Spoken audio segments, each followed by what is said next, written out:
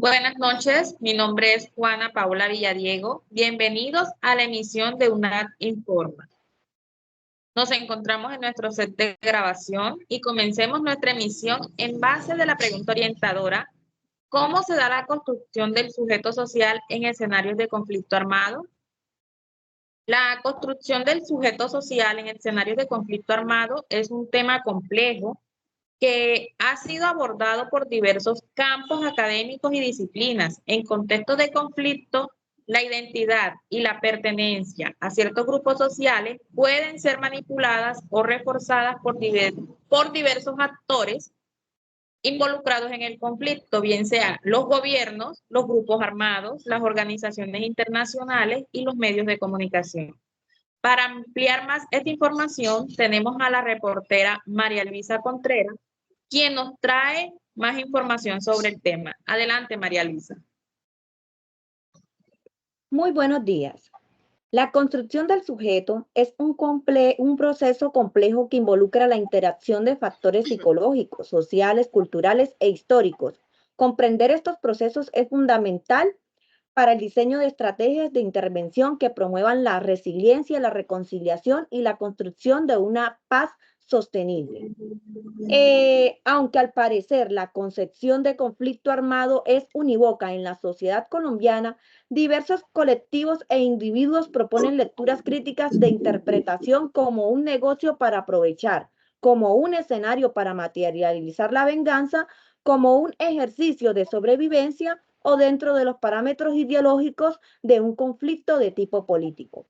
Durante semanas se viene estudiando personajes que se entablaron durante el conflicto armado para la recuperación y ayuda de sus comunidades, donde abordamos sus experiencias con el fin de entender cómo se da la construcción del sujeto social en el escenario de conflicto.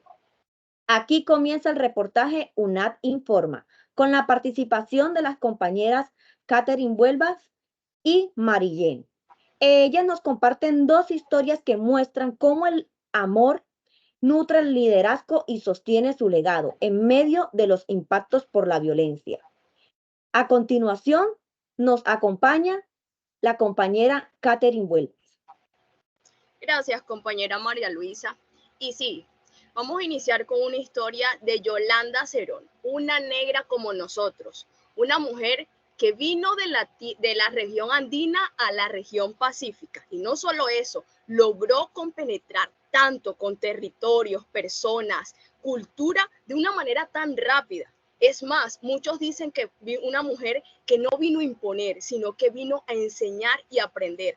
Muchos la reconocen como una mujer pequeña, pero con grandes aspiraciones en el desarrollo colectivo de las comunidades negras. Ahora, no solamente eso, impulsó la etnoeducación, creó una escuela en la playa, lo cual generó movimientos afro. Esto hizo el que creara esta escuela en la playa, hizo el reconocimiento a los afrocolombianos. Ahora, dejando a un lado eso, nosotros podemos ver que la tierra, el territorio para el hombre indígena y el hombre negro era de mucha importancia. Esa era la esencia de todo. De ahí partía lo que ellos son.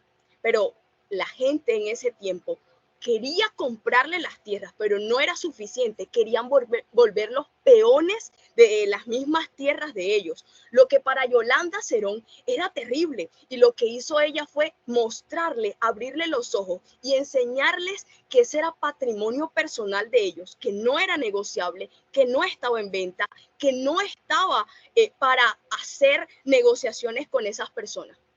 Entonces, Yolanda prefería morir hablando que morir silenciada. Esto fue el reportaje UNAD TV Informa, Catherine Huelvas.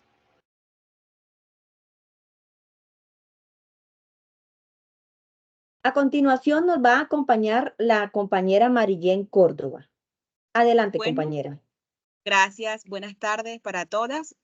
Bueno, yo voy a hablar acerca de dos personajes, los cuales fueron de gran importancia para el sur de Bolívar, que fue en el lugar donde ellos se encontraban. Esos fueron dos voceros de la Comisión de Interlocuciones del sur de Bolívar, centro y sur del Cesar, sur del Magdalena y proceso de los Santanderes. Eran conocidos con sus nombres como el señor Jorge Tafur y el señor Teófilo Acuña. el señor Tafur tenía ciertas características acerca de la percepción que ellos veían que los tenían a los campesinos. Él quería que se diera un cambio, ya que él sentía que veían a los campesinos como menos, les restaban importancia a esa gran labor que ellos desempeñaban en el campo colombiano.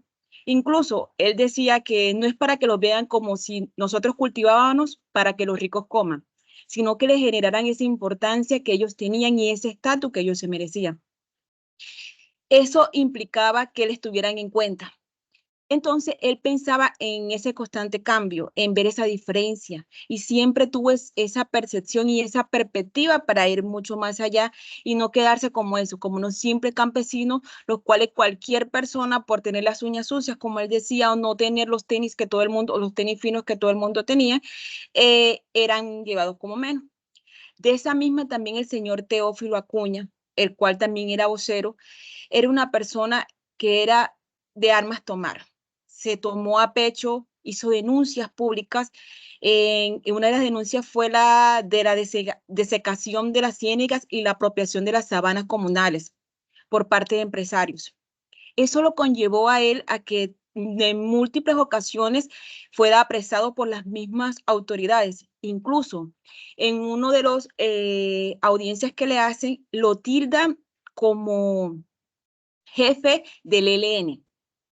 Él mismo en la misma audiencia sabe lo que le corresponde al ser tildado así, y él mismo lo dice a voz llena y lo afirma diciendo que con esa afirmación que hace la misma fiscalía está haciendo como colocarle la lápida a todos esos líderes que estaban con él apoyándolo, porque sabía lo que venía cuesta arriba con esas afirmaciones que el mismo gobierno hacía solamente porque ellos querían y trataban de cuidar esa tierra. A raíz de eso, cuentan los mismos que tuvieron o intentaron hacerles como miembros de protección o protección a testigos, pero eso nunca lo llevó a cabo el gobierno. Y para la misma, al año siguiente fueron asesinados, tanto el señor Tafur como el señor Teófilo Acuña. Podemos destacar de todo esto que ellos lo hicieron por la tierra. Y claramente, así como las personas piensan que esto tuvo que ver con el gobierno, ya que ellos desaprobaban el nuevo requerimiento económico que el gobierno quería hacer en esas tierras, dejando de lado todo lo que ellos habían trabajado durante años. Con esto trataron de lograr la opresión para ese pueblo y también instauraron ese miedo colectivo. Aún hoy día las personas siguen luchando. Piensan que el día que ellos dejen de luchar, esas dos personas voceras, líderes con ganas, sin miedos, van a morir. Muchísimas gracias.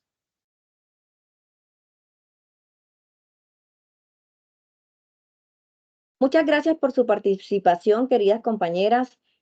Hasta aquí termina nuestro reportaje UNAT Informa.